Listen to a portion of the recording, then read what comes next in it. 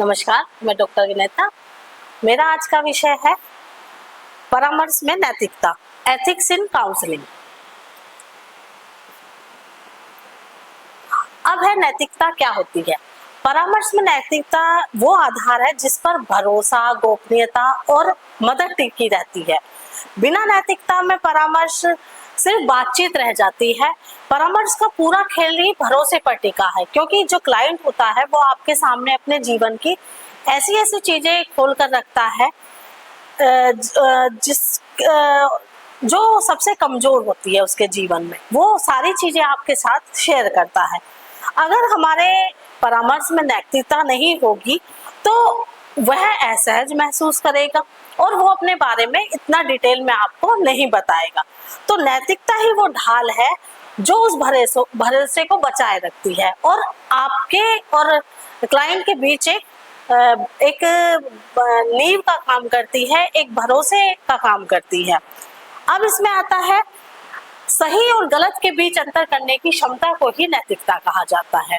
हम सही और गलत के बीच जितने अच्छे से अंतर कर पाएंगे वही हमारी नैतिकता के अंतर्गत आएगा। फिर है नैतिकता में क्या आएगा, नियम प्लस मूल्य प्लस व्यावसायिक जिम्मेदारी। परामर्श में नैतिकता क्यों आवश्यक है?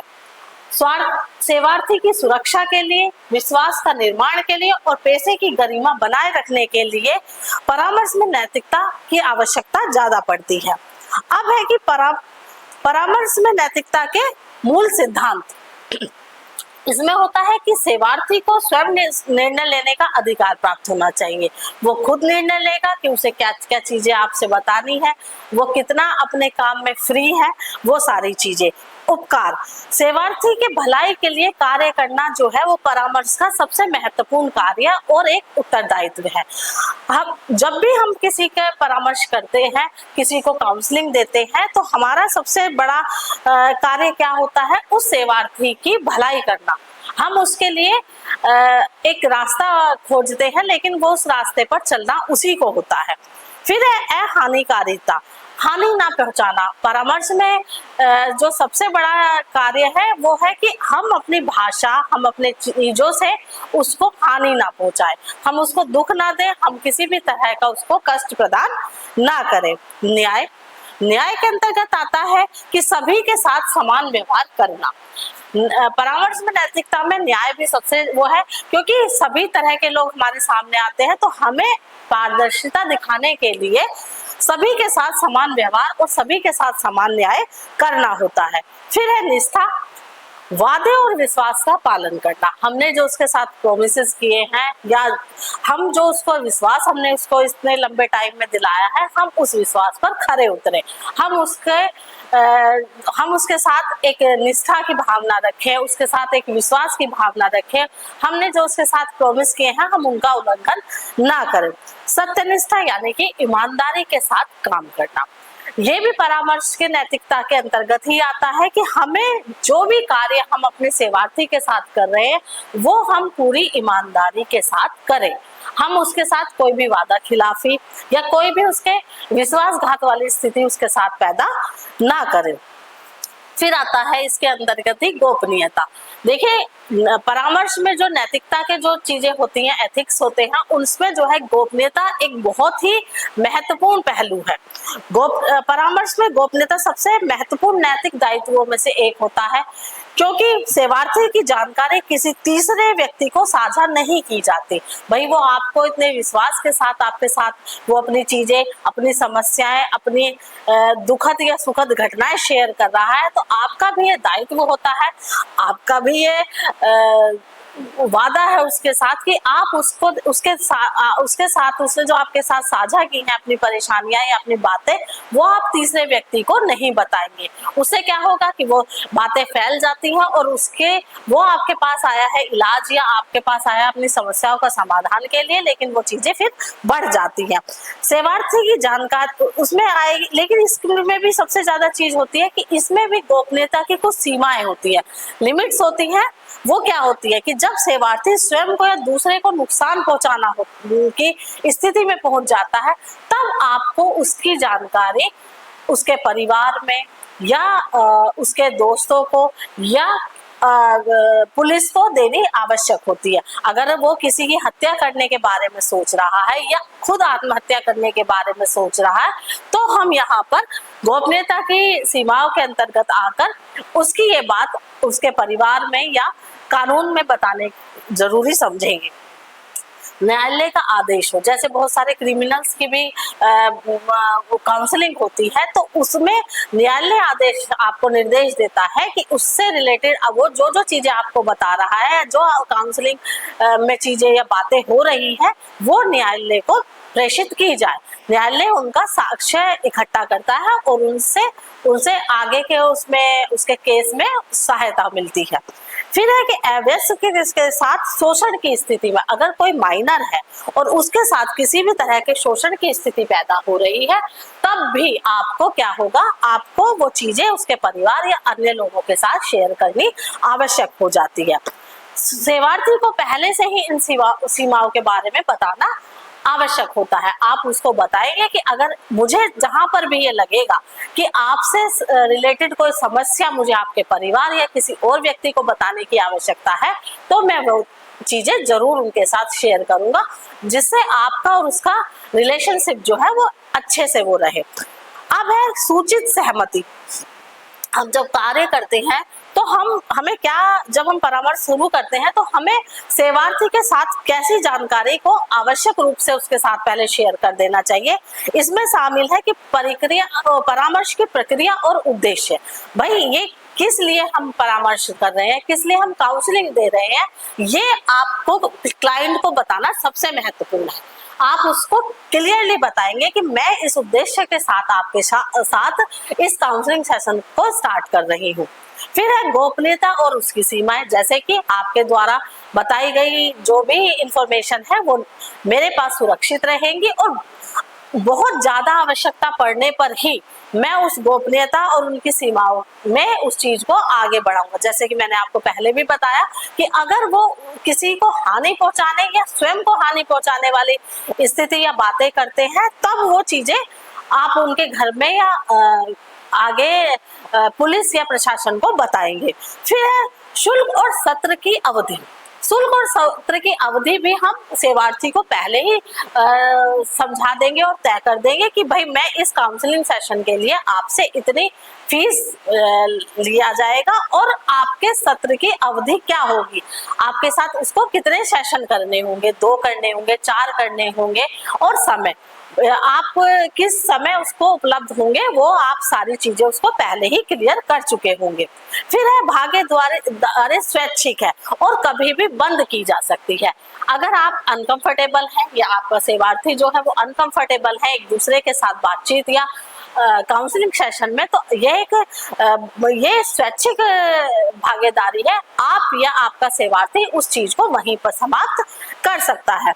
सहमति लिखित रूप से लेना सबसे उचित माना जाता है। आपके जितने भी काउंसलिंग के नियम हैं, आप उनको क्या होगा कि लिखित रूप में अगर दे देंगे तो आगे आपको या आपके सेवार्थी को उस तरह की परेशानी होने की संभावनाएं कम होंगी। फिर है कि इसमें आता है फिर व्यावसायिक सीमाएं। व्यावसायिक सीमाएं कौन सी होती हैं? प्रोफेशनल बाउंड्रीज में आता है कि परामर्श दाता और सेवार्थी के बीच एक स्पष्ट व्यावसायिक संबंध होना चाहिए। आप और सेवार्थी जो है उसमें सिर्फ एक क्लाइंट और एक परामर्शदाता का संबंध ही आवश्यक है। इसमें परेशानी कब आ जाती है? जब उन सीमाओं का उल्लंघन होना स्टार्ट हो जाता है, जैसे व्यक्तिगत या रोमांटिक संबंध स्थापित होना। आप दोनों के बीच अगर किसी तरह का इस तरह का संबंध स्थापित हो गया है तो वहां परामर्श आपका बिल्कुल बेकार हो जाएगा। आर्थिक लेन देन, देखिए फीस आपकी निश्चित हो गई है कि आपको इतनी फीस लेनी है, लेकिन उसके अलावा अगर कोई भी आर्थिक लेन देन अगर आप दोनों के बीच शुरू हो गया है तो वो व्यावसायिक चीजें वहां पर खत्म हो जाती है और परामर्श वहां पर बिल्कुल खराब स्थिति में पहुंच जाता है।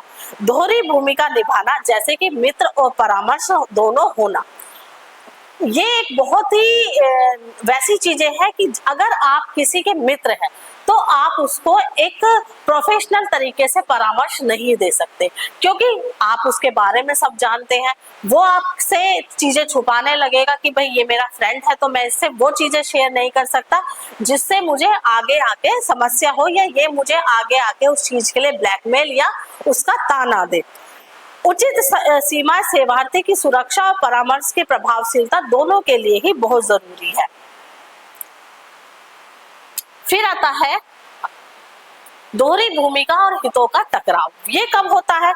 दोहरी भूमिका तब होती है जब परामर्शदाता की सेवा के साथ और सेवार्थी के बीच एक से अधिक भूमिका होती है, जैसे शिक्षक, छात्र, पड़ोसी या रिश्तेदार होगा।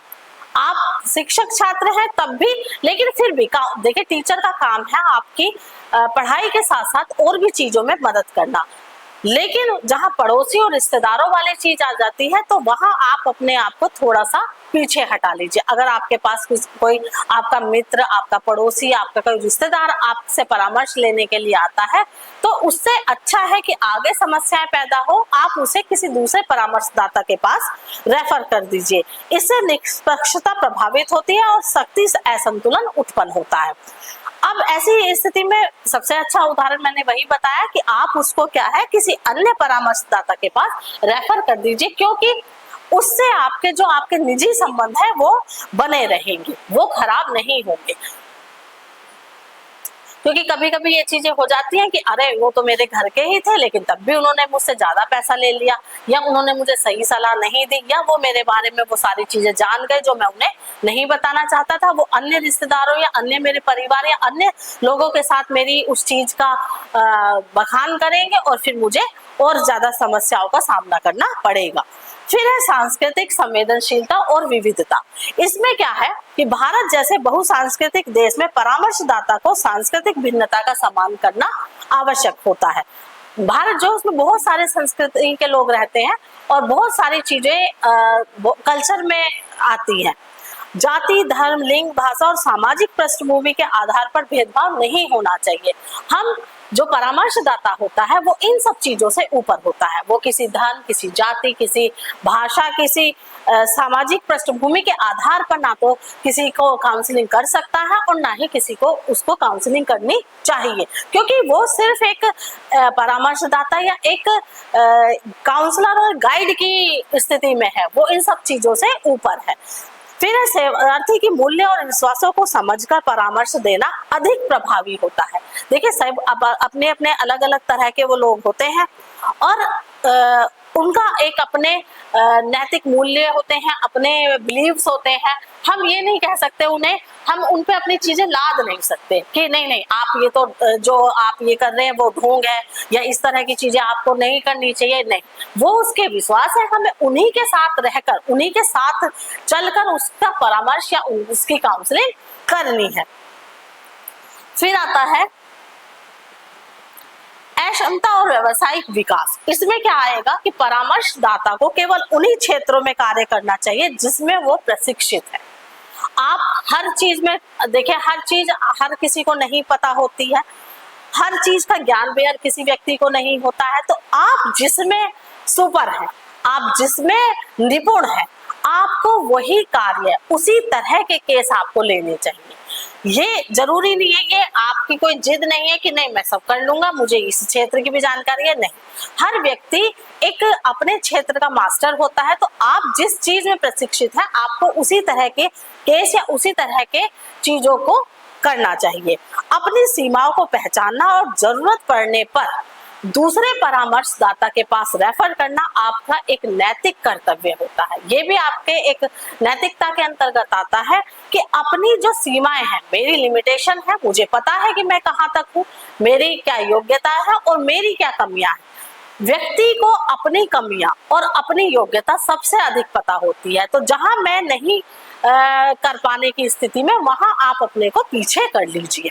निरंतर शिक्षा और सुपरविजन जरूरी है। आप अपने को अपडेट कीजिए, आप नई नई चीजें सीखिए, आप नई नई तरह के एक्सपेरिमेंट कर सकते हैं। और सुपरविजन, आप अपने सीनियर परामर्शदाताओं से, अपने सीनियर लोगों से बातचीत कीजिए, उनका मार्गदर्शन लीजिए और अपने आप को और ज्यादा इम्प्रूव करिए। फिर है बर्नआउट से बचने के लिए सेल्फ केयर भी नैतिक उत्तरदायित्व का हिस्सा है। बर्नआउट क्या होता है? देखिए, जो परामर्शदाता है वो भी एक इंसान है। रोज इसी तरह के केस करते रहने से उसका दिमाग और शरीर दोनों थक जाते हैं। एक स्थिति ऐसी पैदा होती है कि उसका दिल, दिमाग और शरीर तीनों थक चुके हैं और वो स्थिति में पहुंच जाता है कि बस अब मुझसे नहीं होगा। इस स्थिति को समझिए, ये हर किसी के साथ संभव है, क्योंकि आप जो परामर्शदाता है वो भी एक इंसान ही है, वो कोई मशीन नहीं है। उसमें भी इमोशंस है, उसमें भी उन चीजों का प्रभाव पड़ता है, वो भी उसके प्रभाव को, उसके व्यवहार को निर्देशित करते हैं, व्यवहार में परिवर्तन आ सकता है। तो इसका सबसे अच्छा उपाय क्या है? इस बर्नआउट से बचने का, इस बर्नआउट से निकलने का सबसे अच्छा वो क्या है? एक तो आप पूरे 24 घंटे किसी के लिए अवेलेबल ना हो। आपका ये नहीं है कि आपके क्लाइंट को जब आवश्यकता है आप तब हाजिर हो जाए उसके लिए, नहीं। आप एक निश्चित समय निर्धारित करें कि मैं आपको इस दिन और इस समय पर ही सलाह या आपसे बातचीत करने के लिए उपलब्ध हूँ। अपने आप को रिलीफ दें। उसके लिए क्या है? आप थोड़ा स्क्रीन से बाहर रहें, वॉक करें, म्यूजिक सुने, जिसमें आपका इंटरेस्ट है उस तरह की चीजें करें। आप अपने आप को रिलैक्स महसूस करें, अपने लिए हॉलीडे प्लान करें, थोड़ा बाहर जाएंगे। इन सारी चीजों से जो भी चीजें, भाई आपका एक रूटीन है कि आपको इस तरह के क्लाइंट या आपको इस तरह की चीजें रोज करनी होती है, कई केस आप एक दिन में डील करते हैं, लेकिन उसके लिए क्या है? अपने लिए समय निकालें, अपने परिवार के साथ छुट्टियां बिताने बाहर जाएं। इन सब चीजों से वो होगा, तो जैसे ही आप फिर वापस आएंगे तो एक नई ऊर्जा और नई फ्रेशनेस के साथ आप चीजें फिर से कंटिन्यू कर सकते हैं। आप निरंतर अपने आप को स्विच ऑफ और स्विच ऑन वाली स्थिति में भी करें। जैसे अभी आपका एक केस खत्म हुआ है, आपका वो समय खत्म हुआ है, आप 5 मिनट का ब्रेक लें, आप उसमें पानी पिए, ब्रीथिंग करें, म्यूजिक सुने, उसके बाद दूसरा केस ले और ये समझे कि मैं पहला केस खत्म हो चुका है और अब दूसरा केस नए तरह से मुझे शुरुआत करनी है उसके लिए। तो आप इस बर्नआउट वाली स्थिति से बच सकते हैं, जो कि आपके नैतिक उत्तरदायित्व का ही हिस्सा है। फिर है नैतिक निर्णय लेने की प्रक्रिया। इसमें क्या है? जब कोई नैतिक दुविधा आपके ऊपर उत्पन्न हो जाती है तो निम्नलिखित चीजें आपको करनी चाहिए। वो कौन कौन सी है? समस्या की पहचान करें, संबंधित नैतिक सिद्धांतों और नियमों की समीक्षा करें। भाई क्या नियम है उसके, क्या सिद्धांत है उसके बारे में सारी चीजें देखें। सुपरविजन या सहयोगियों से परामर्श लें। देखिए, हर चीज ना आप ही नहीं कर पाएंगे। आप अपने आप को ये मत समझिए कि आपको सब कुछ आपको ही करना है, नहीं। कभी कभी हो जाती है चीजें कि हमसे वो चीज हैंडल नहीं करती तो हो रही है, तो हमें दूसरे से सलाह लेने में कोई शर्म नहीं आनी चाहिए, कोई झिझक नहीं उसमें महसूस होनी चाहिए। तो और संभावित विकल्पों पर विचार करें, निर्णय लें और उसके दस्तावेज मतलब डॉक्यूमेंटेशन करें उसका, कि मैंने इसके बारे में क्या क्या चीजें की है और मेरे पास उससे रिलेटेड कौन कौन से डॉक्यूमेंट है, और परिणामों का मूल्यांकन करें। भाई इससे क्या रिजल्ट आया, क्या चीजें हुई है, उस सब चीजों से उसके परिणाम क्या आएंगे, किस तरह की चीजें होंगी, उस सब का एक इवैल्यूएशन करें, उसका मूल्यांकन करें, तब आप उस चीज को सही से कर पाएंगे। फिर है व्यावसायिक आचार संहिता। इसमें क्या है? भारत और विश्व स्तर पर परामर्शदाताओं के लिए आचार संहिताएं बनाई गई हैं, जैसे कि RCI है, rehabilitation council of India, APA है, अमेरिकन साइकोलॉजिकल एसोसिएशन, और ACA है, अमेरिकन काउंसलिंग एसोसिएशन। ये संहिताएं जो है परामर्शदाताओं को नैतिक मार्गदर्शन प्रदान करती हैं। इनकी एक अपनी गाइडलाइन होती है, उस हिसाब से जो परामर्शदाता होते हैं उनको कार्य करना होता है। यदि कोई परामर्शदाता इन सब आचार संहिताओं को, इन सब चीजों का सही से काम नहीं कर रहा है या उसका उल्लंघन कर रहा है, तो उसमें परामर्शदाताओं के साथ भी एक वो होता है कि उसका लाइसेंस रद्द कर कानूनी कार्रवाई की जा सकती है। अगर कोई परामर्शदाता इतना हावी हो गया है या इतना उससे अपनी चीजों से हटकर कार्य कर रहा है, तो उसका लाइसेंस रद्द करने के लिए इस तरह के जो एसोसिएशन बने हुए हैं वो कार्य करते हैं। ये संहिताएं परामर्शदाता को नैतिक मार्गदर्शन प्रदान करती हैं। भाई ये आपको बताती है कि आपको कहाँ तक कितना कार्य करते रहना है। अब है इसके निष्कर्ष और निम्न बिंदु जो है वो क्या है। नैतिकता परामर्श की नींव है, इसके बिना परामर्श अधूरा है। आप देखिए किसी भी कार्य में एक एथिक्स होना बहुत जरूरी है, कोई भी कार्य उसके बिना नहीं हो सकता, क्योंकि और परामर्श तो पूरा ही पूरा नैतिकता पर टिका हुआ है। भाई आपके वो सारा भरोसे का ही काम है। आप पे भरोसा करके वो व्यक्ति आपके सामने आया है, वो आपके बाद आपसे अपनी चीजें शेयर कर रहा है, अपनी कमजोरियां, अपनी दुखद घटनाएं, अपने अतीत, अपने सारी चीजें आपके साथ शेयर कर रहा है। तो जो आपका क्या कार्य है, उसके चीजों को, उसके सेवार्थी की गोपनीयता और स्वायत्तता को सदैव सम्मान करें। आप उसकी चीजें धैर्य से सुने, उसके बारे में उसको विश्वास दिलाएं कि जो चीजें आप मुझे इतने विश्वास के साथ बता रहे हैं वो कभी किसी तीसरे के पास नहीं जाएगी, और मैं आपको अच्छे पथ पर चलने के लिए एक मार्ग प्रदर्शित करूंगा, और मैं सदैव आपके उस कार्य में आपके साथ रहूंगा। सीमाएं बनाए रखें और दोहरी भूमिका से बचें। देखिए ये बहुत जरूरी है। आपके बीच और क्लाइंट के बीच एक सीमा रेखा जरूर होनी चाहिए।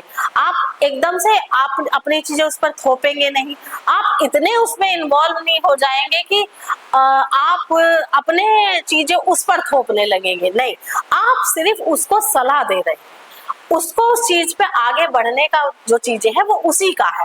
फिर है दोहरी भूमिका से बचे, वही वाली चीज इसमें आ जाएगी कि जहां आपके साथ उसके और अलग तरह के संबंध है, जैसे कि मित्र है, वो रिश्तेदार है, आपका पड़ोसी है, तो अच्छा है कि आप उसके साथ एक ही रिश्ते के साथ रहें, ना कि परामर्शदाता के रूप में आगे आए। सांस्कृतिक विविधता को समझें और उसका आदर करें।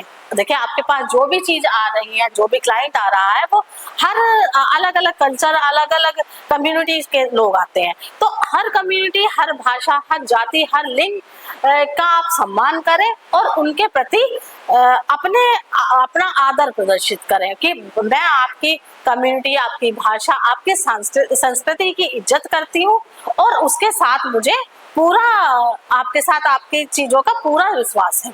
फिर है नैतिक दुविधा में सुपरविजन में। आप वही, इसमें भी वही सारी चीजें आ जाती है कि आप कोई भी चीज अकेले नहीं कर सकते। कभी कभी हमें उस चीज की समस्या हो जाती है, तो आप कभी भी उस अपने से बड़े की सलाह लेने से ना झिझके। फिर है कि स्वयं को अपडेट रखें और पैसे की गरिमा को बनाए रखें। आप स्वयं को अपडेट रखें, जैसे नई नई चीजें आती रहती हैं, उस चीज को आप सीखने की इच्छा रखें, आप नई नई चीजें सीखें, और जो आपका पेशा है, यानी कि आप जो परामर्श देते हैं, आप काउंसलिंग कर रहे हैं, उसके जो उसके नियम है, उसके जो दिशा निर्देश है, उसकी जो चीजें हैं, आप उसकी गरिमा बनाए रखें। तो अंत में मैं यही कहना चाहूंगी कि एक अच्छा परामर्शदाता वही है जो ज्ञान के साथ साथ नैतिकता को भी अपना आधार बनाए रखता है। तो जो परामर्श है उसमें नैतिकता बहुत जरूरी चीज है, और उस नैतिकता के साथ ही आपको अपना सारा कार्य पूरा करना है। इसी के साथ धन्यवाद। आज का ये टॉपिक यहीं पर समाप्त होता है। नमस्कार।